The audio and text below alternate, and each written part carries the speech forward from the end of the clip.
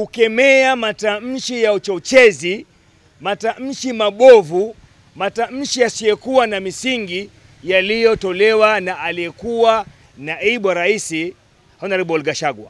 Baraza Kuu la Waislamu nchini SUPKEM limekashifu vikali matamshi ya aliyekuwa naibu wa rais Rigathi Gachagua yaliyodokeza uwezekano wa machafuko baada ya uchaguzi mkuu ujao. Ni katika taarifa iliyotolewa na naibu mwenyekiti wa baraza hilo Sheikh Sharif Muhudhar Hitami, ambaye ametaja matamshi hayo kuwa ya kichochezi na yasiyowajibika, akionya kuwa yanaweza kuhatarisha amani na mshikamano wa kitaifa. Ni baraza hilo limetoa wito kwa viongozi wote wa kisiasa kuweza kuzingatia maadili ya uongozi na kujiepusha na kauli zinazoweza kuchochea taharuki au kugawanya wananchi.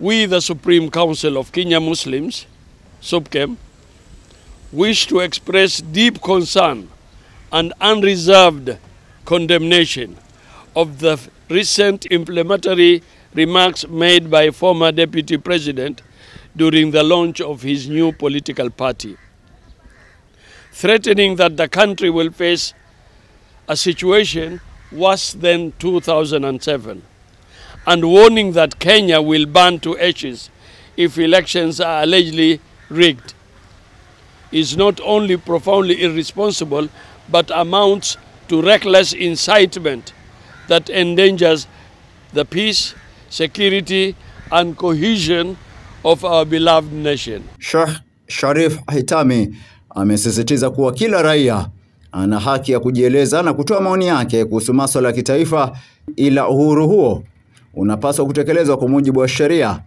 Amesema kuwa ni muhimu kwa viongozi na wananchi kwa jumla kuendeleza mijadala ya kisiasa kwa njia ya kistaarabu ili kuweza kudumisha amani na utulivu nchini. We cannot and must not normalize political intimidation disguised as free speech. Kenya is a constitutional democracy. Grievances must be pursued through the law, not through fear mongering or the threat of national destruction. Jana nimemshangaa akijinukuu tena mara ya pili kwamba yale aliyoyazungumza watu walimuelewa kimakosa. Yale aliyozungumza hakumaanisha yale aliyosema. Sisi wa Kenya hatuna wazimu. Sisi wa Kenya tunaelewa lugha sahihi ya Kiswahili. Kwa upande wake, mwenyekiti wa baraza hilo kanda ya Pwani, Alhaj Hamisi Mwaguzo, ametoa wito kwa mwenyekiti wa tume ya kitaifa ya uwiano na utangamano NCIC, mchungaji Daktari Samuel Kobia, kuwachukulia hatua kali wanasiasa wanaotumia lugha ya chuki ikiwa ni katika mazungumzo yao ya kisiasa. Amesema kuwa hatua hizo ni muhimu katika kudhibiti uwezekano wa athari za baadaye, ikiwemo uchochezi, migawanyiko na machafuko ya kisiasa hasa kuelekea uchaguzi mkuu ujao. Kwa tumependa kwamba tuilazimishe na tuisukume NCIC, na hii inazungumzia mwenyekiti wa kitaifa wa NCIC, endapo hatachukua hatua ya kinidhamu dhidi ya matamshi yaliyozungumzwa na Gachagua, basi hakuna haja ya kuwa na NCIC katika Jamhuri ya Kenya.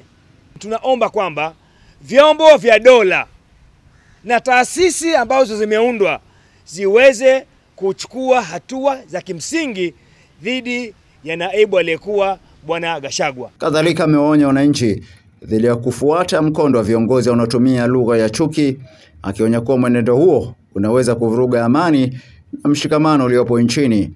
Tuwe makini sana tena kwa semi potofu, kwa semi za upotofu za uchochezi dhidi ya Wakenya wengine. Tumesoma experience, tumeona, tuwajua matatizo na hasara ya vita na fujo. Jonathan Mwanzia, nikiripotia Al Shifaa TV kutoka kaunti ya Mombasa.